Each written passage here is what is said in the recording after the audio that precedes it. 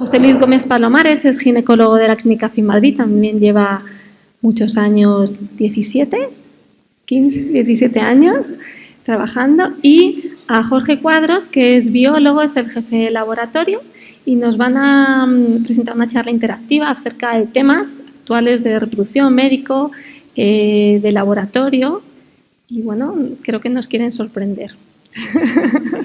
Sí. Ponte. Ahora nos vamos. Ponlo en...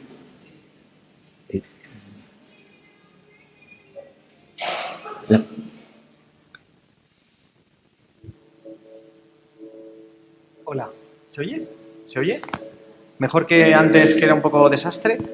Bueno, vamos a empezar con este vídeo. Ya sabéis quién es Louise Brown, ¿vale? Este es el vídeo que se grabó el 25 de julio del año 78, siempre me confundo con el 77, y este es el nacimiento del primer ser humano concebido fuera del antro materno. Lo sabéis todos, sabéis quién es Louise Brown, y va a estar muy presente en la charla, de hecho va a salir varias veces. Bueno, es un momento histórico y, en la charla vamos a referirnos a esto.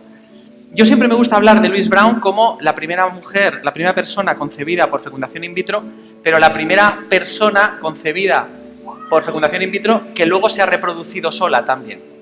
Es decir, el concepto es que esto funciona y esto produce seres humanos absolutamente normales, ¿no? Vais a ver ahora, bueno, el momento de la cesárea, y lo que quiero que veáis ahora, el trajín que llevan los bebés cuando los pediatras los van, estaban bien a gusto, pero bueno, aquí dice que cambió el futuro de las parejas.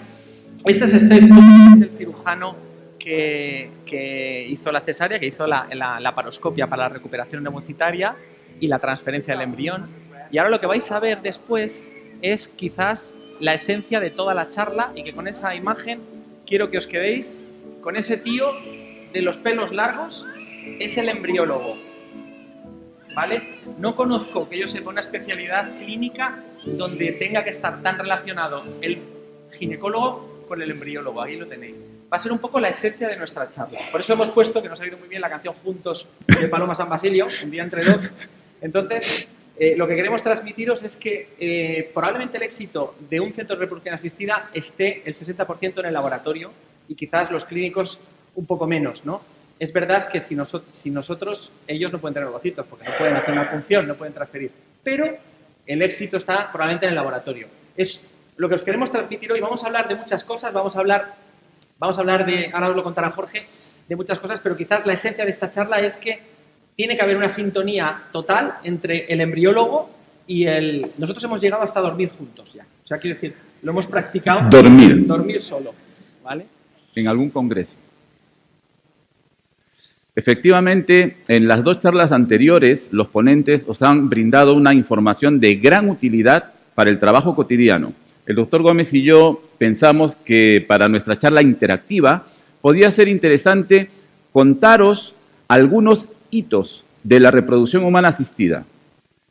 Situaciones tan importantes en la historia de nuestra especialidad, como por ejemplo el nacimiento de Louise Brown en el año 78, o el primer nacimiento a partir de embriones congelados en el año 83, el primer nacimiento de un niño a través de la microinyección espermática en 1992, o el éxito en la puesta a punto de una técnica tan importante como la vitrificación. Son solamente unos ejemplos de esos hitos en la reproducción humana asistida. Además, los he puesto yo y he tirado para el laboratorio. El doctor Gómez os hablará de otros hitos en la parte médica. Pero realmente nuestro objetivo o nuestro mensaje subliminal, no tan subliminal, quería ser justamente esa interacción entre el médico y el embriólogo que consideramos de gran importancia, porque ya que es una sesión interactiva, yo podría preguntaros, por ejemplo, a vosotros, en vuestra experiencia,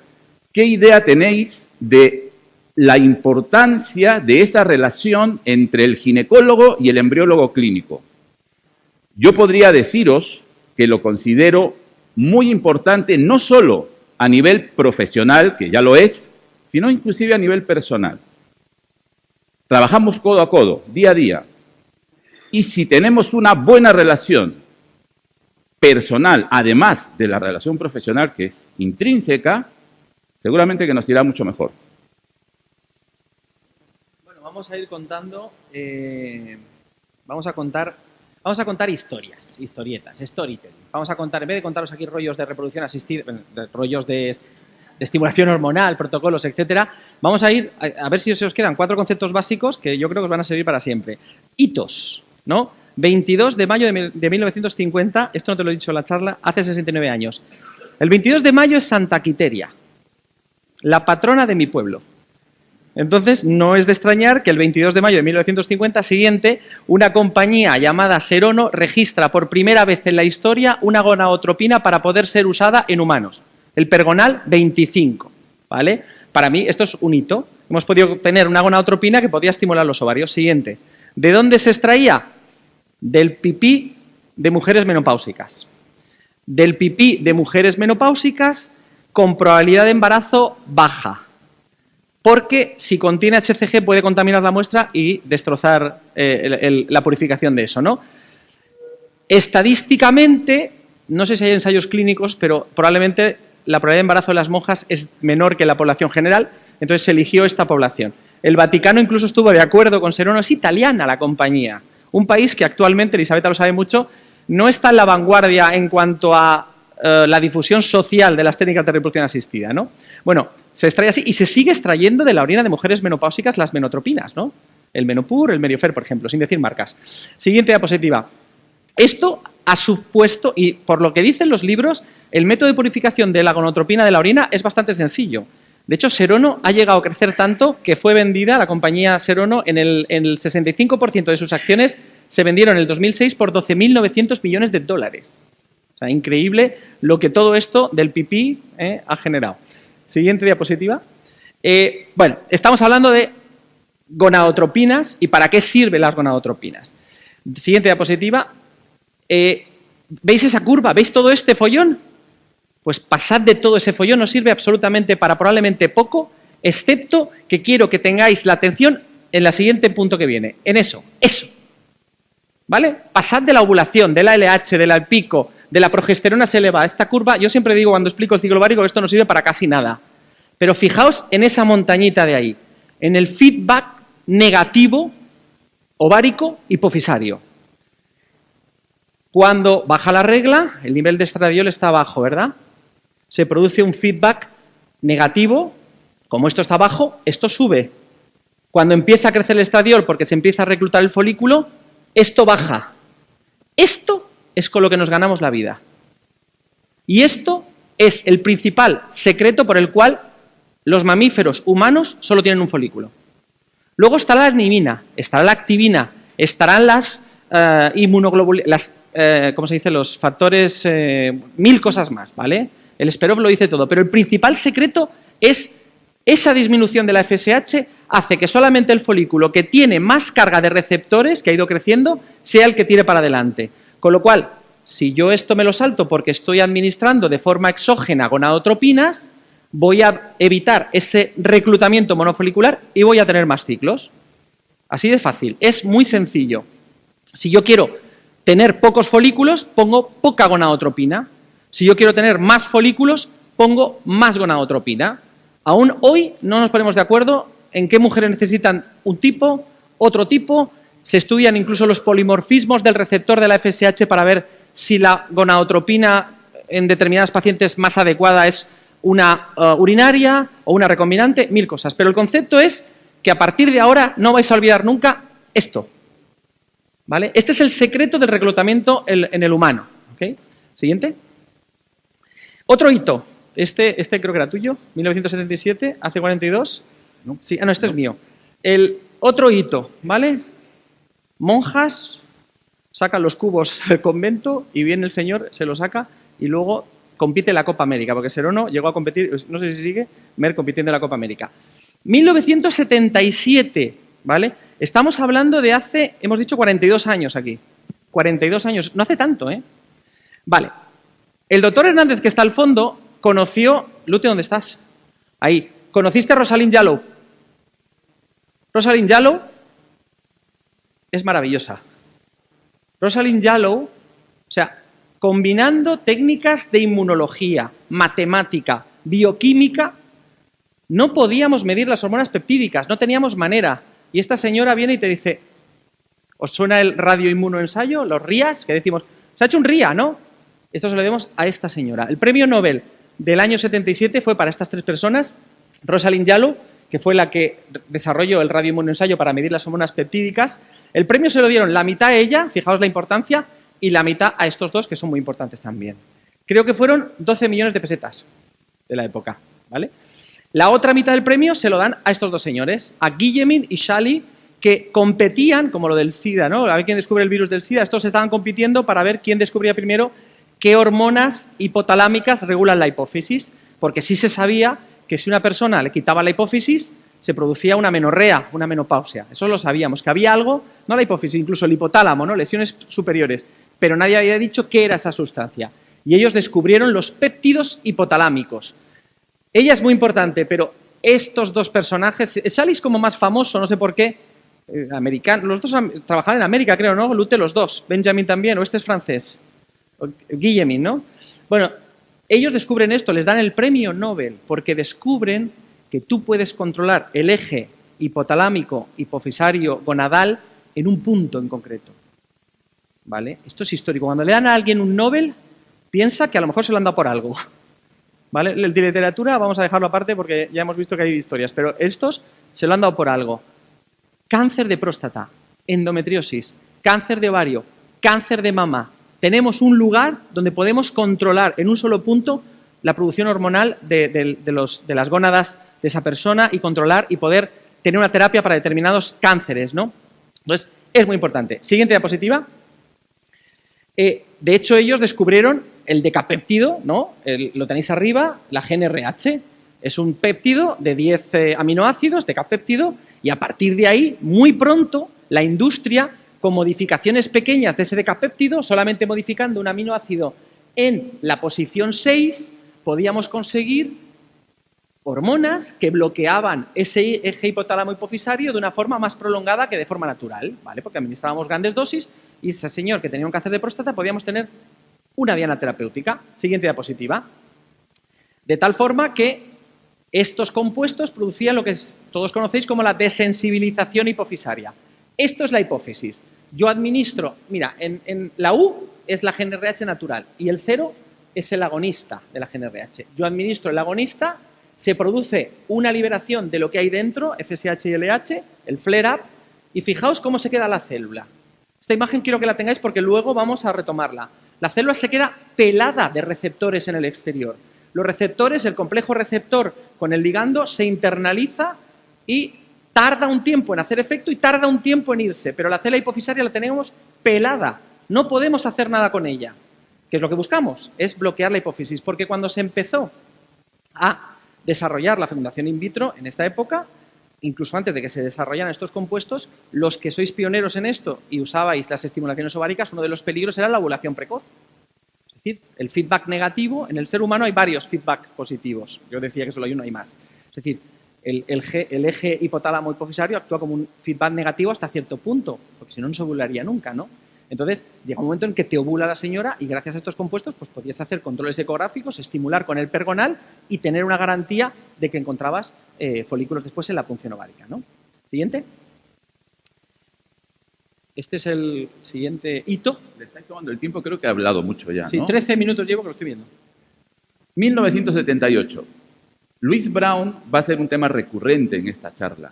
La primera niña nacida a partir de una fecundación in vitro. Tener en cuenta que en la época, como dijo el doctor Gómez, no solamente se recuperó el óvulo por la laparoscopia, fue un óvulo.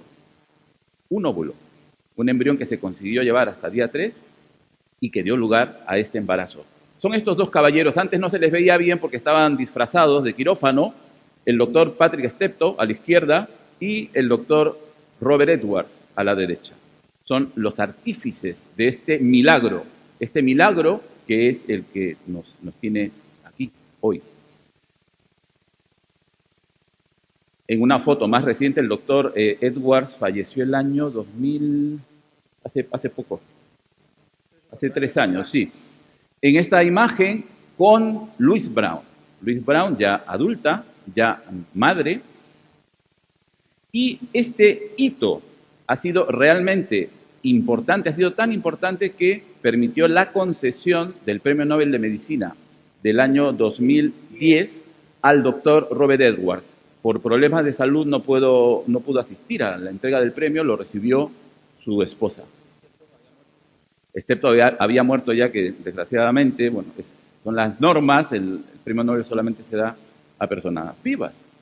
De hecho, fíjate que está la mesa vacía, o sea, se lo darían a lo mejor, ¿no? O sea, las sillas no hay nadie. Esto es una Pues cosa posiblemente. Igual se lo dieron así en plan, vente mañana, cierto, que el hombre está muy malo. Cierto. Pero vamos hasta el año 83 porque vamos a recordar a otra persona, a otro investigador de gran importancia para el campo de la reproducción humana asistida, Carl Wood. Carl Wood lo recordamos porque en el año 83 fue el artífice del primer nacimiento a partir de un embrión congelado.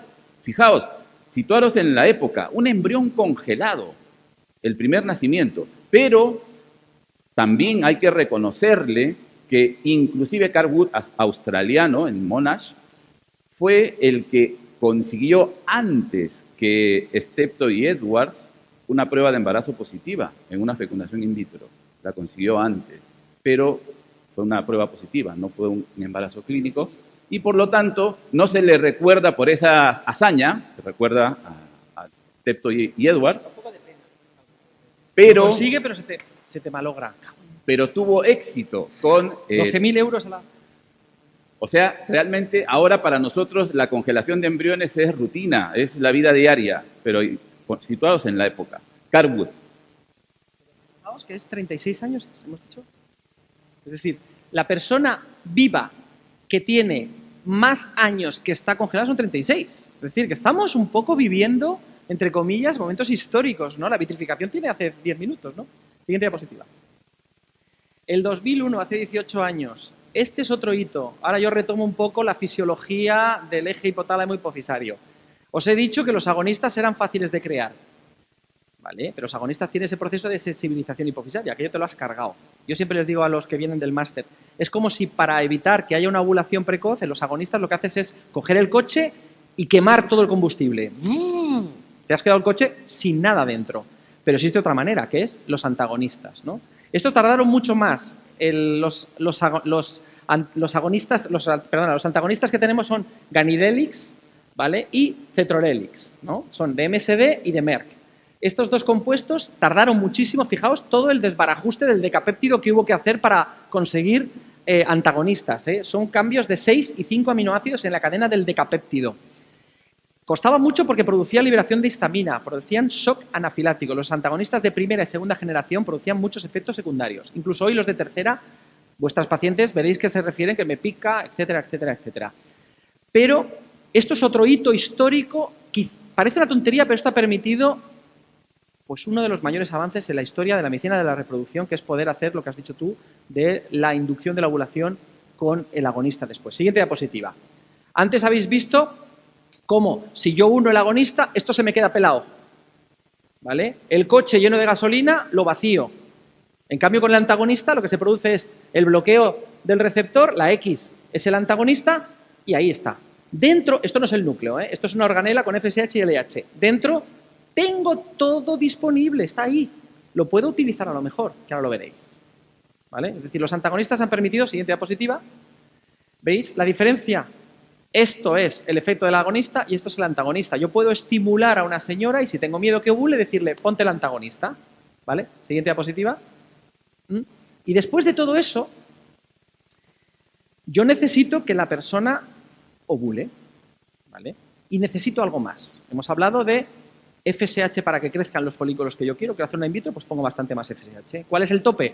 Pues más o menos, para que os quede claro, estamos entre 75 y 300. 300 sería el máximo que puedo dar. Tengo una señora que tiene muy baja reserva y quiero tener muchos ovocitos o intentar exprimir lo que pueda, 300. Bueno, 50 más bien, 75. Antes dábamos 70. Ahora digamos que el pequeño, la dosis más baja quizás podría estar en un 50-25 unidades, ¿no? Pero luego, al final de todo eso, necesitamos por narices LH. ¿Veis la LH arriba? Sin LH no se completa la primera división meiótica. No se produce la rotura del folículo y no se utilizan las células de la granulosa. Un desastre. Fijaos aquí, ¿veis la LH? ¿Vale? Cuando empieza a actuar la LH, por distintos compuestos, plasminas, collagenasas, etcétera, ¿veis cómo se va el cúmulo ovocito, células de la granulosa que tenéis ahí arriba, se va desmembranando? Si tú no tienes efecto LH en una señora que haces una punción ovárica, va a ser lo que llamamos punciones en blanco. Vas a ir puncionando los folículos y no vas a sacar absolutamente nada. Es decir, que necesitamos que haya efecto LH, ¿vale? Esto es imprescindible. Siguiente diapositiva. Esta es la molécula de la LH, ¿vale? Siempre hablamos de que son moléculas son moléculas glicoproteínas que tienen dos cadenas. Siempre decimos, tienen la cadena, la beta-HCG, decimos muchas veces, ¿no? Esta es la LH. Tiene la cadena, fijaos que esto y esto son primos hermanos, si no casi más parecidos. Fijaos, la cadena alfa es la misma. 92 aminoácidos, serina, no sé qué, arriba. Y la cadena beta, esta es la LH, pues tiene 121 aminoácidos. Y la de arriba es un poquito más larga, pero es que estos son, hasta este nivel casi es lo mismo. Y espérate, que es que la TSH es más parecida casi también, ¿vale? Es muy parecida. Siguiente diapositiva. Pero esto tiene una vida media de 50 minutos y esto de 5 horas. Porque nos va la vida en ello. Porque el embrión quiere vivir. Y si el embrión quiere vivir, dice, ¿yo qué voy a producir LH? Yo produzco HCG, que estimulo al óvulo, estimula el folículo y lo luteinizo y produce progesterona para que yo sobreviva. Ahora bien, en el contexto, la LH es muy difícil de sintetizar de las orinas de las monjas, o de quien sea, vamos, de las menopáusicas. En cambio, la HCG tiene una vida mayor y es más sencilla de sintetizar, de comercializar, de poner disponible para los clínicos. Pero tiene ese problema, una vida larga. De hecho, una patología que no existía en la historia de la humanidad, después de los tratamientos de reproducción, existía, que es la síndrome de hiperestimulación ovárica. De repente, señoras que tenían varios folículos disponibles, al administrar esa HCG, que no tiene 121 aminoácidos, tiene 145, y que produce una presión sobre cada uno de esos folículos, un estímulo sobre cada uno de esos folículos prolongado, pues producía lo que se llama el síndrome de hiperestimulación ovárica, con consecuencias muchas veces graves. Pero bueno, siguiente diapositiva, hemos ido aprendiendo que, bueno, esto es lo que os decía, que el HCG puede, el receptor de la LH y el HCG es el mismo, no existe un receptor para el HCG, es el mismo, está en las células de la granulosa, del ovario, y podemos utilizar la HCG. ¿Vale? Siguiente diapositiva. Y aquí está el secreto de por qué consideramos un hito que compañías como MSD o Merck, Serono, hayan puesto a nuestra disposición los antagonistas de la GnRH. Porque si yo tengo una estimulación ovárica bloqueada con el antagonista, ¿vale? Yo tengo las células de la hipófisis bloqueadas con el antagonista, pero dentro tengo la FSH y LH, me da miedo utilizar algo que tiene 5 horas de vida media comparado con algo que tiene 50 minutos. Entonces, ¿por qué no usar el coche que yo lo tengo lleno de gonadotropinas dentro? Si yo uso el agonista, he vaciado el depósito. Pero si yo utilizo el antagonista, el depósito hipofisario lo tengo lleno de FSH y LH. ¿Qué pasaría si yo tengo la hipófisis bloqueada con el antagonista y ahí le pongo el agonista? Shally, Nobel de Medicina, año 77. Y está vivo, ¿eh? Porque en Wikipedia pone que tiene 92 años. O sea, yo este señor donde vaya habría que ir a invitarle a un Starbucks o algo. Debe estar en América. Entonces, puedes utilizar este flare-up. ¿Veis aquí esto? Esto ha permitido que las tasas de hiperestimulación ovárica que tenemos hoy en día son irrisorias. Jamás diremos cero, pero son muy bajas. Y esto es un granito, porque vivir un síndrome de hiperestimulación ovárica de una señora que está sana, que lo único que quiere es tener hijos, que aparece en la clínica y que acaba en una UCI, es complicado. ¿Vale? Por eso veis que los modernos protocolos se desarrollan con esta premisa. Poder tener antagonistas que nos ha costado años, pero los tenemos, y luego, como tienes el antagonista, inducir la ovulación con el agonista, aprovechando la LH, que es una molécula más pequeña. Siguiente. Y esto nos lleva a un hito que, perdonadme que me eche flores a mí, a Elisabetta, a Lute, a Jorge, a Belén Acevedo, que no está, a María Ángeles Manzanares, un hito que en esta historia tenemos nosotros también nuestro papel. Siguiente diapositiva. El 2006 nosotros publicamos en Fertility y Sterility un artículo auspiciado. El señor que veis allí, que tiene canas, que parece, bueno, ese señor se ha formado en Bethesda, en Maryland. El doctor Hernández, que eres tú, y la doctora Ricciarelli se han formado en Bethesda, en Maryland. Tienen un espíritu investigador que los españoles no tenemos tanto, ¿vale? Entonces ellos auspiciaron un estudio que nosotros publicamos en el 2006, siguiente diapositiva, donde todo esto que os he contado, es decir, vale, está muy bien, tú tienes el antagonista, luego pones el agonista, y esos ovocitos, ¿qué calidad tienen? Pues nosotros con este estudio demostramos que la calidad, esto se hizo en donantes, la calidad ovocitaria no está comprometida, es decir, cuando utilizamos este protocolo que yo os he contado, la calidad ovocitaria no se ve mermada, pero no se hiperestimula ni Dios. ¿Vale? Siguiente diapositiva. Esto luego además, el doctor Hernández, esto además, eso vendrá después, pero este artículo, que lo firmó una ginecóloga que ya no está en nuestro centro, que es Acevedo, pero lo creamos todos, Lute fue el artífice, Elisabetta, yo registraba los datos, está en la revisión Cochrane del 2014, creo que es esta revisión, donde, fijaos, cuando Cochrane revisa qué artículos han visto en donantes de ovocitos, si todo esto que os he contado sirve o no sirve, pues perdonadme, pero nosotros somos los primeros, 2006. Así que yo me he puesto aquí un hito, FIB Madrid tiene un papel en la historia de la reproducción humana asistida, y a todos vosotros, como no citéis nuestro artículo la próxima vez que hagáis una charla, os vais a cagar. Siguiente, además, luego lo que os decía, Lute y Elisabetta, pero sobre todo Lute es nuestra alma científica del centro, que es lo que ha dicho Elisabetta. O sea, Lute es un señor que te dice, ¿no te has leído el Nature de este mes? Sí, hostia, pues no me ha pillado bien, ¿sabes? Pues, trabajando todo el día. Bueno, entonces, este es un artículo retrospectivo de 429 donantes que comparamos los dos. Estamos hablando, esto es 2009, estamos hablando de hace 10 minutos, pero yo he vivido hiperestimulaciones severas, gente ingresada en la UCI con neumonías, gente con heparina, gente con problemas, y ha habido casos, nosotros no hemos tenido afortunadamente, pero casos de muerte materna. Una mujer sana que solo quiere tener un hijo, ¿no? Entonces, para mí, este es uno de los grandes hitos. Los antagonistas han permitido este tipo de estrategias en la estimulación ovárica. Siguiente diapositiva.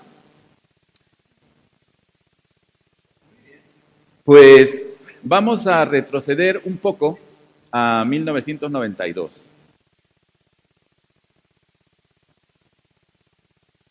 La microinyección espermática, el ICSI. Para un embriólogo clínico, el ICSI es rutina, trabajo cotidiano. Imaginaos, antes de 1992, parejas que simplemente no podían tener hijos porque su recuento de espermatozoides era muy bajo, pero muy bajo estamos hablando de 1 millón de espermatozoides por mililitro, en fin, parejas que inclusive en los programas de reproducción asistida no entraban en los programas porque no tenían un recuento de espermatozoides mínimo. Y a partir de 1992, gracias al trabajo de la Universidad Libre de Bruselas, del Centro de Medicina Regenerativa, este caballero Giampiero Palermo y colaboradores consiguieron fecundar un óvulo humano mediante la inyección de un espermatozoide dentro de un óvulo, por primera vez. Y ya que es una sesión interactiva, os voy a preguntar. Y me dijeron, no, interactiva no. Me gustaría que me dijerais, si lo sabéis, y si no, que ensayarais o especularais alguna respuesta. Me gustaría que me dijerais en cuántas especies animales, en cuántos modelos animales se demostró la eficiencia de la ICSI antes de aplicarla al humano. ¿Tenéis alguna idea? ¿Lo sabéis? Si lo sabéis, decirlo. ¿En cuántos modelos animales se demostró la eficiencia de la ICSI antes de aplicarla al ser humano? ¿Lo sabéis? En ninguna. En ninguna. No porque no se hubiera intentado, porque no funcionaba en los modelos animales. Se intentó, pero no funcionaba en los modelos animales. El primer niño nacido de ICSI fue el año 92. El primer ratón nacido de ICSI fue en el año 95. Y lo hizo un japonés, Yanagimachi, que es un monstruo en la embriología animal. El primer ratón nació el año 95, el primer niño el año 92. ¿Por qué se hizo así? No lo sé. Hay una leyenda que dice que entonces, en la época, año 91-92, había otra técnica, la SUSI. La SUSI era la inyección de espermatozoides subsonal. Si tenéis una idea, el ovocito está envuelto por una cáscara en la zona pelúcida, ¿verdad? Entonces, en la época se pretendió, se utilizó, funcionó regular, inyectar espermatozoides en el espacio perivitelino, atravesar la zona pelúcida y dejar unos cuantos espermatozoides allí con la esperanza de que alguno de esos espermatozoides se fusionara con la membrana del ovocito y lo fecundara. Funcionó, pero funcionó regular. Y entonces cuenta la leyenda, cuenta Palermo por lo visto, que quería hacer una SUSI, se le pasó la aguja y se metió dentro del ovocito. No me lo creo. Pero funcionó, y funcionó bien. Lo que pasa es que evidentemente, imaginaos la época, nosotros lo hemos vivido en primera persona. Nosotros empezamos a... Bueno, yo hice mis pinitos con la ICSI el año 94, el primer nacimiento fue el año 92, cuando estuve en el Centro de Investigaciones Biológicas, y en el año 95 empezamos en Madrid, en FIN-Madrid. En Madrid no se había hecho ICSI. Empezamos simultáneamente con Ginefip, las clínicas que había en Madrid, en el año 95. Pero imaginaos la década, desde el año 1993, digamos, hasta 2003, cuando en Bruselas publicaron los primeros trabajos donde se demostró que los niños nacidos de ICSI eran completamente sanos. Imaginaos esa década, ¿no? Pensando, ¿qué pasará con estos niños? ¿No? ¿Qué pasará con estos niños? ¿Estarán bien? Pero en 2003 se publicaron los primeros trabajos en Bruselas donde se demostró que efectivamente. Ahora, recientemente hay artículos que están cuestionando si hacer el ICSI o no hacer el ICSI. Cuidado, no hay diferencia entre los niños nacidos de ICSI y los niños nacidos de FIV convencional, son iguales. La diferencia es que en algunos casos de ICSI, cuando trabajamos con un factor masculino severo, efectivamente esos niños de un factor masculino severo tienen una probabilidad mayor de tener malformaciones congénitas. Pero es así porque los gametos son de peor calidad. Pero la técnica es eficiente y es igual de eficiente que una FIV convencional. Dentro vídeo. Seguramente que muchos de vosotros habéis visto una ICSI, pero hemos traído un vídeo cortito, dura 1 minuto, para que veáis lo que hacemos en el laboratorio todos los días. Sujetamos el ovocito, fijaos, el corpúsculo polar lo hemos situado a las 7 porque allí está el uso meiótico y tenemos que evitarlo. Y ahora vamos a atravesar la zona pelúcida, el espermatozoide ya está en el extremo, atravesamos la zona pelúcida, ahora aspiramos para romper la membrana y estar realmente dentro del ovocito, eso ya ha ocurrido, y ahora hemos dejado el espermatozoide, no se ve muy bien, pero eso es una ICSI. ¿De acuerdo? Entonces ya dejamos el espermatozoide, ya hemos, digamos, sobrepasado las barreras de la naturaleza, las células de la granulosa, la zona pelúcida, la membrana plasmática, hemos dejado el espermatozoide dentro del ovocito y ahora sí ya la naturaleza tendrá que hacer su trabajo simplemente. O sea, nosotros no podemos fecundar un óvulo, únicamente hemos puesto el espermatozoide en el entorno y ya el resto simplemente depende de la naturaleza. Esta técnica, la ICSI, nos ha permitido conseguir el éxito en la búsqueda de un embarazo en muchas parejas, sobre todo en parejas que tengan un factor masculino severo, pero también nos ha permitido conseguir éxito en otro tipo de parejas con otro tipo de problemas, no necesariamente un factor masculino severo. Esta historia, los pacientes nos han dado permiso para presentarla. La intención simplemente es decir, pues en esta hoja, esta es una hoja de la evolución del ciclo de la estimulación de la paciente. Yo leo la hoja, la entiendo, no es mi trabajo, es trabajo del ginecólogo, pero yo la entiendo, veo la estimulación depende de la paciente, de la edad de la paciente, de la reserva ovárica, de todo eso. Yo me fío de lo que me dice mi médico, me fío de él. Igual en esta otra hoja que son las ecografías que hace el médico, pues yo leo ahí, digo, pues entre 16 y 21 milímetros hay, creo que 9 folículos de tamaño adecuado. Yo es lo que espero recuperar en una punción ovárica, ¿no? 16, 21 milímetros, espero recuperar unos 9 folículos, unos 9 ovocitos, unos 9 metafases 2, que es lo que yo necesito para microinyectar. Y realmente es lo que ocurre. En este caso específico, pues esta es la hoja de evolución y recuperé 9 metafases 2. Esta hoja sea, lo que queremos deciros con todo esto es que si tú te llevas bien con el embriólogo, esto es un chollo. Porque tú no tienes que saber embriología. ¿Habéis visto el corpúsculo polar, la microinyección? Esto nosotros no tenemos mucha idea.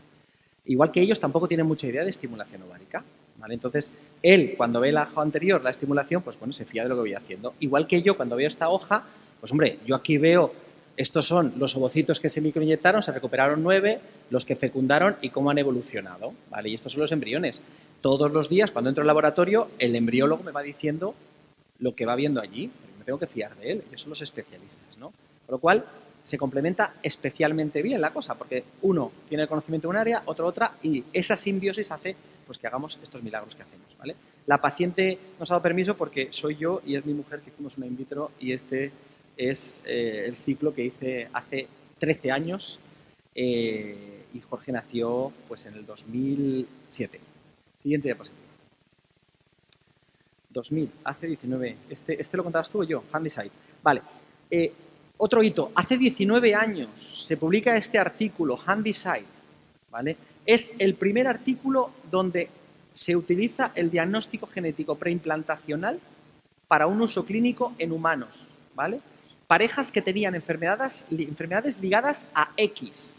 De tal forma que en esta época lo que se hacía era un sexado que llamábamos, es decir, seleccionar embriones hembra que aunque fueran heterocigotos para esa mutación, pues no van a tener problema. Entonces, Handyside lo publica y es un hito. De hecho, fijaos el éxito que tuvo. De 5 parejas, embarazó a 3. Es verdad que 2 fueron gemelares. En esta época, lo de la lucha contra el gemelar aún no estaba tan establecida como tenemos ahora. Los que estéis ahora en obstetricia sabéis que también nosotros desde aquí luchamos para que no haya embarazos gemelares. Y bueno, hubo unas tasas extraordinarias, pero la idea es que este paper es el primero de los primeros que se citan como hitos históricos en la reproducción asistida en cuanto al diagnóstico genético preimplantacional.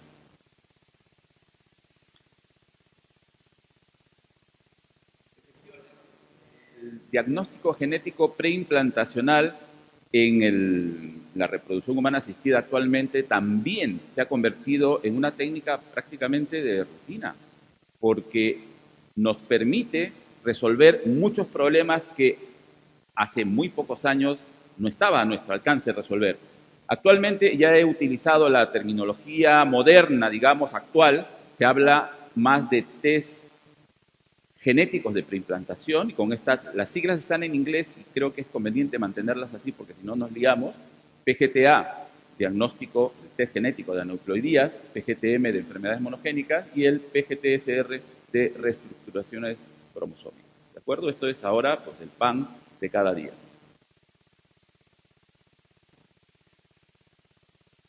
Otro hito importantísimo para la reproducción humana asistida, 2005, vitrificación.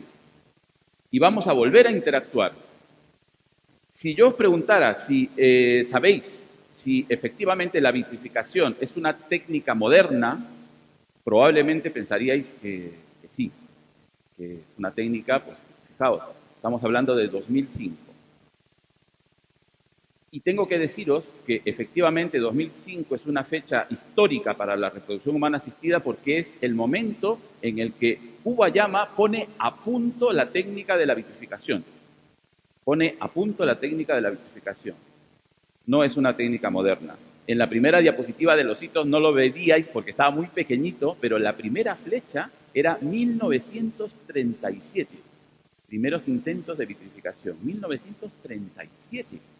Imaginaos, lo que pasa es que la vitrificación, la congelación de embriones de óvulos por vitrificación, es una técnica que se intentó poner a punto durante todos estos años y nadie lo consiguió. No funcionaba bien, funcionaba fatal. Hasta 2005, que Kuwayama, me han dicho que no diga que es un japonés que trabaja como chino porque puede ser racista, no lo diré, pero Kuwayama pone a punto esta técnica y a partir de ese momento la vitrificación de embriones funciona como un tiro y la vitrificación de óvulos también es posible. Antes de ellos no era posible. Hubo un momento muy corto, realmente entre 2003 y 2005, donde un grupo italiano puso a punto la técnica de vitrificación lenta de ovocitos, pero la eficiencia era menor, entonces rápidamente con la vitrificación, he dicho, congelación lenta de ovocitos, entre 2003 y 2005. Funcionó, lo probamos y en determinado momento pero rápidamente cuando la vitrificación funcionó, se puso a punto, pues en todo el mundo empezamos a usarlo. El grupo italiano que había puesto a punto la congelación lenta de ositos también cambió la vitrificación por Q y Fabri, por Q y colaboradores. Y entonces, a partir de esa fecha, nosotros en FIM Madrid comenzamos en 2008 a vitrificar óvulos y embriones. Los embriones ya los congelábamos como congelación lenta y funcionaba fenomenal, pero ya en esas fechas cambiamos prácticamente en todo el mundo a vitrificar óvulos y embriones. Gracias a esa técnica, gracias a esa posibilidad, ahora podemos tener bancos de óvulos, cosa que antes no era posible. Era posible tener bancos de semen, pero bancos de óvulos no. Y no os voy a contar en detalle la vitrificación de ositos por cuestión de tiempo y porque no es el objetivo de la charla de hoy. Simplemente decir que es una técnica muy fina, es una técnica que requiere pues una precisión de chino, con perdón. Hay que trabajar, además, si os fijáis en la imagen de abajo a la izquierda, la lengüeta en la que se ponen los óvulos o los embriones es muy finita. En la imagen de abajo a la derecha se puede ver lo que es un óvulo en una lengüeta. Entonces requiere un entrenamiento muy largo, requiere pues un manejo muy fino, pero es una técnica eficiente. Y ya esto es una referencia de 2014 del Instituto Valenciano de Infertilidad, que son los que en España han tenido más experiencia, bueno, en España y en el mundo realmente han tenido más experiencia en el desarrollo de esta técnica, donde se demuestra además que la vitrificación ositaria no aumenta las complicaciones obstétricas o perinatales. 1997. El time-lapse. Y con el time-lapse podría haceros la misma pregunta que os hice antes. El time-lapse es una técnica moderna. Ahora, en muchos laboratorios de clínicas de reproducción asistida tenemos incubadores con time-lapse, ¿no? Y nos parece que es una idea reciente. No lo es. En esta referencia, fijaos, 1997, time-lapse en ovocitos humanos. En ovocitos humanos ya, 1997. La técnica del time-lapse es una técnica antigua. Estoy recordando yo la década de los años 70, cuando yo estaba en la universidad todavía estudiando. Había investigadores que metían cámaras dentro de los incubadores, sobre todo en modelos animales. Para ver el desarrollo embrionario animal, metían cámaras dentro de los incubadores. En este caso, en este artículo, lo que hicieron fue prácticamente convertir un microscopio en un incubador para tener una imagen como esa. Esa es una imagen de time-lapse, ¿no? Vemos pronúcleos, en este caso estamos viendo pronúcleos, estamos viendo la extrusión del segundo corpúsculo polar. Los inicios de una tecnología que ahora se está convirtiendo también en cotidiana y que nos está permitiendo, además, observar el desarrollo embrionario en tiempo real, que es una cosa que realmente nos resulta a los embriólogos muy útil porque estamos viendo una película con todo el desarrollo del embrión. Somos capaces ahora de valorar diferentes parámetros morfocinéticos del embrión, lo cual también tiene un valor. Hay una serie de algoritmos con los cuales se puede utilizar estos parámetros morfocinéticos para decir cuál es el mejor embrión, el que tiene el mejor desarrollo, pero hay otras utilidades del time-lapse que son muy importantes. Yo personalmente considero muy importantes, inclusive diría hasta más importante que la propia morfocinética, y es la posibilidad que tenemos ahora, gracias a que vemos los embriones en tiempo real, que vemos toda la historia del embrión, que es la posibilidad que tenemos de distinguir los embriones que tienen divisiones anómalas. No son pocos, no son pocos.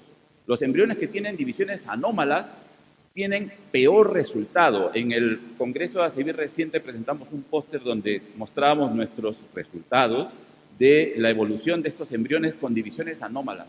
Van mal.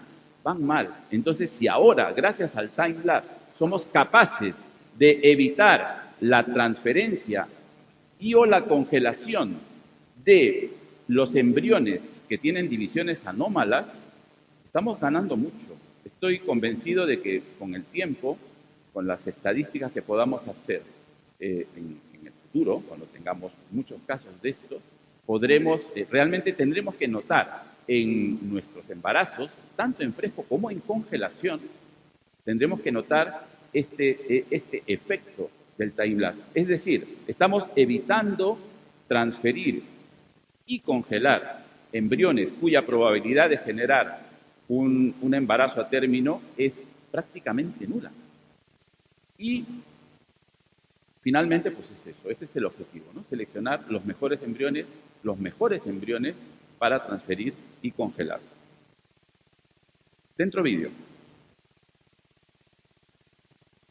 Esto es una imagen de time-lapse, destrucción del segundo corpúsculo polar, formación de pronúcleos.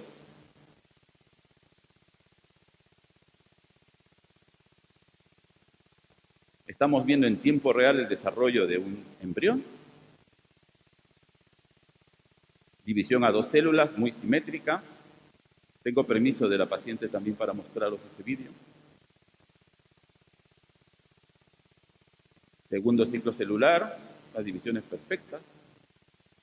4 células.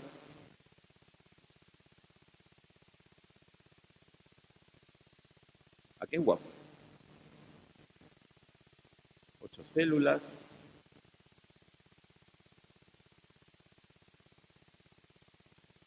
Inicio de adhesión, inicio de compactación, continúa dividiéndose.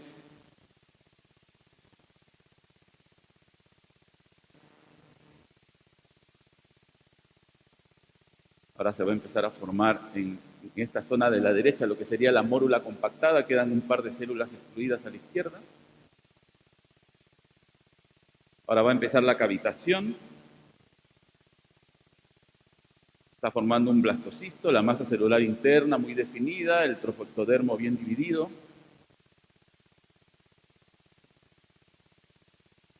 Es mi nieto. Mi hija lo está gestando ahora mismo. Sí. Noel se va a llamar. Y ya para el futuro. Para el futuro es promisor. Hay tecnología novedosa que nos augura pues eso, grandes posibilidades, por ejemplo, el DGP no invasivo. Imaginaos, o sea, en el futuro, pero un futuro que ya está, ya lo tenemos prácticamente, la posibilidad de hacer un diagnóstico genético preimplantacional, pero ya sin biopsia, ya sin tocar el embrión, únicamente utilizando el medio de cultivo en el cual el embrión se ha desarrollado. La automatización, por supuesto. Estamos buscando máquinas que nos faciliten el trabajo. Es relativo, eso de que las máquinas nos faciliten el trabajo. Hay gerentes que piensan que, por ejemplo, el time-lapse le facilita el trabajo a los embriólogos. En absoluto. Nos da mucho más trabajo. Estamos encantados con el time-lapse, pero nos da más trabajo, ¿no? Pero bueno, la automatización es otro recurso más. Pero ya estamos utilizando el machine learning, estamos utilizando la big data, la inteligencia artificial, en fin, todo lo que corresponde al mundo moderno. En ello estamos. Bueno, vamos a hablar de otro hito. Este es para mí un hito importantísimo.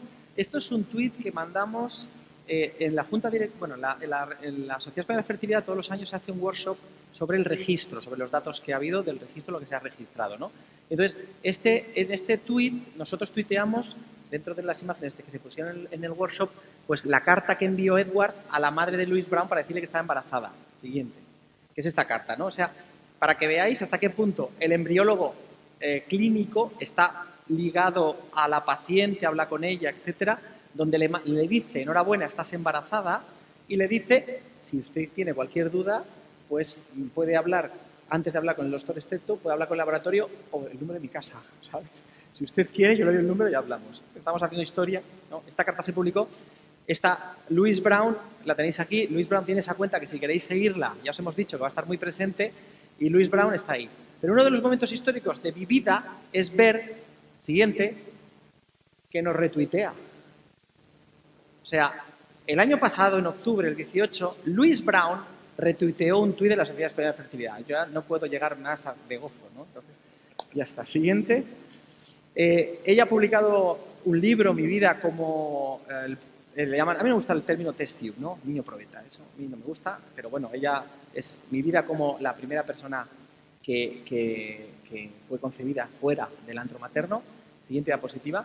Y no olvidemos que todo esto de lo que estamos hablando, que podríamos estar aquí vendiendo humo, hace que el 9% de los recién nacidos en España, y estos son datos del workshop de este año, son frutos de tratamientos de reproducción asistida. Y que personas que tienen lo que se llama, y es un término que me gusta que quede claro, infertilidad estructural, es decir, 2 lesbianas o 2 homosexuales, puedan tener hijos. O mujeres que no tienen una pareja, ¿no? Entonces, no estamos hablando, si el año pasado nacieron casi 400.000 niños en España, pues el 9% son fruto de técnicas de reproducción asistida. Y todo esto se lo empezó con estos 2 señores. Porque es lo que hacemos a diario. Estamos con el doctor Gómez preparando esta charla justamente y nuestra técnico, María Villa, nos hizo esta fotografía. Así que, nada muchas más. Gracias. Muchísimas gracias por estar ahí. Viviendo juntos, un día entre dos, parece mucho más que un día.